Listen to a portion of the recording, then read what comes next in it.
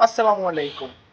Seven sisters নিয়ে হাসনাত আব্দুল্লাহর আকাশ বিদারী হুঙ্কার আর ভারতের চুলকানিগুলা দেখলে মনের মধ্যে প্রশ্ন জাগে, সেভেন সিস্টার্স জিনিসটা কি? তো চলেন অল্প করে আমরা সেভেন সিস্টার্স সম্পর্কে জানি। সেভেন সিস্টার্স হচ্ছে ভারতের উত্তর পূর্বাংশে অবস্থিত 7টা অঞ্চল, যাদেরকে একসাথে সেভেন সিস্টার্স বলা হয়।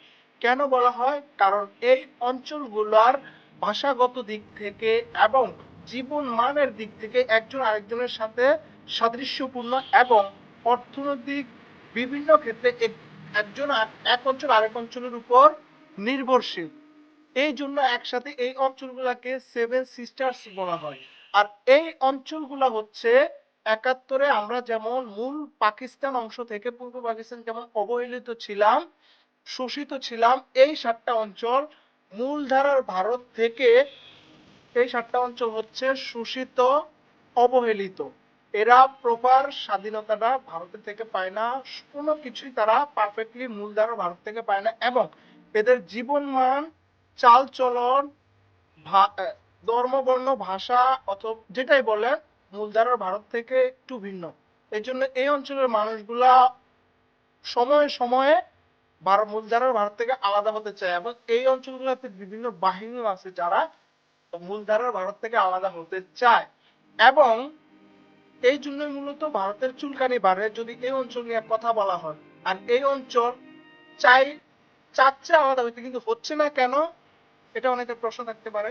হচ্ছে না কারণ মূলধারার ভারতের সাথে এই অঞ্চল, এই 7টা অঞ্চল একসাথে পেরে উঠবে না। এই জন্য এই অঞ্চলগুলা এখনো এরকম ভাবে আছে, এবং অর্থাৎ ভারত তাদেরকে সেনাবাহিনী দিয়ে কোন রকম জোর জবরদস্তি করে চেপে ধরে রাখছে। যদি বাইরে থেকে কেউ এদেরকে সাহায্য করে তবে এরা আমাদের মতো 1971 আমরা যেমন স্বাধীন হয়ে গেছি এরকম স্বাধীন হয়ে যাবে। তো আর হচ্ছে শিলিগুড়ি করিডোর দিয়ে ভারত তাদের পর্যাপ্ত যে ভারী অস্ত্র শস্ত্র সেটা বহন করতে পারবে না। হ্যাঁ, এবং পর্যাপ্ত সেনা তারা এখানে মোতায়েন করতে পারবে না। আর যদি করতে যায় সেক্ষেত্রে হচ্ছে চীনের যে অংশটা আছে সেই অংশটা আবার সেনা কমে যাবে। ভারতের পাকিস্তানের সাথে যে অংশতে হচ্ছে একটু দ্বন্দ্ব টন্দ্ব আছে কাশ্মীর টাশ্মীর নিয়ে, সেই অঞ্চলগুলো হচ্ছে উন্মুক্ত হয়ে যাওয়ার একটা সম্ভাবনা আছে। সেই ক্ষেত্রে দেখা গেছে এইদিকে 7 অঞ্চল উদ্ধার করতে যাওয়া হচ্ছে চীনের কাছে কিছু অংশ হারায় ফেলবে, ভারতের কাছে পাকিস্তানের কাছে কিছু অংশ হারায় ফেলবে। মোটামুটি একটা জোগাখুচুরি অবস্থা হয়ে যাবে, যার জন্য এই অঞ্চলটা হচ্ছে ভারতের স্পর্শকাতর জায়গা, যেখানে এরকম চুলকানি দিলেই ভারতের শিশির শিশির শিশিরানি উঠে যায়, বুঝছেন? তো যার জন্য হচ্ছে হাসনাত আব্দুল্লাহ এই জায়গাটাতে এরকম করে খোঁচায়।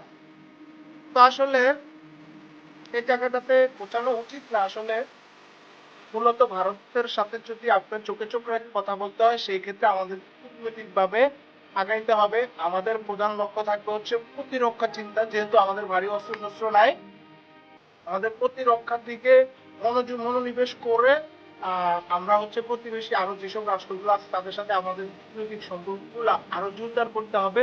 তবে আমরা ভারতের সাথে ভারতের চোখে চোখে কথা বলতে পারবো। আর ভারত আমাদেরকে যেভাবে হুমকি দামকি দিচ্ছে, তো সেই সব হুমকি দামকি মোকাবেলা করতে হলে আমাদেরকে অবশ্যই পাকিস্তান, চায়না এবং আরো বড় বড় রাষ্ট্র থাকলে তাদের সাথে আমাদের গুড সম্পর্ক থাকতে হবে কূটনৈতিক ভাবে। যেমন তাদের অস্ত্র শস্ত্র আমাদের অস্ত্র শস্ত্র হিসেবে কাজ করবে, এরকম একটা ব্যাপার স্যাপার ঘটায় দিতে হবে। তবেই হচ্ছে ভারত তাদের এই হুমকি দামকি থামাবে বা কমাবে। আর ভারত আমাদের প্রতিবেশী, তাদেরকে আমরা হচ্ছে প্রতিবেশীর মতোই দেখি। শেখ হাসিনার আমল থেকে আমরা তাদের সাথে গুড সম্পর্ক ছিল এবং আমরা এখনো সেটা আশা করছিলাম, কিন্তু কথা হচ্ছে শেখ হাসিনা গুড সম্পর্ক করতে যে একবারে শুয়ে গেছে, ওই জিনিসটা খারাপ। তো এখন যেহেতু আমরা শুয়ে গেছি, ভারত আমাদেরকে আর উঠতে দিবে না, শোয়াই রাখতে চাচ্ছে, কিন্তু আমরা শুয়ে থাকবো না, ব্যাস সোজা কথা। তো যাই হোক, কথা অনেক হইলো। ভারতের সাথে চোখে চোখে কথা বলতে গেলে আমাদেরকে বেশি পাকিস্তান বলেন, ভারত বলেন বা মিয়ানমার বলেন, তাদের সাথে কূটনৈতিক সম্পর্কগুলো জোরদার করতে হবে, সোজা কথা। ধন্যবাদ।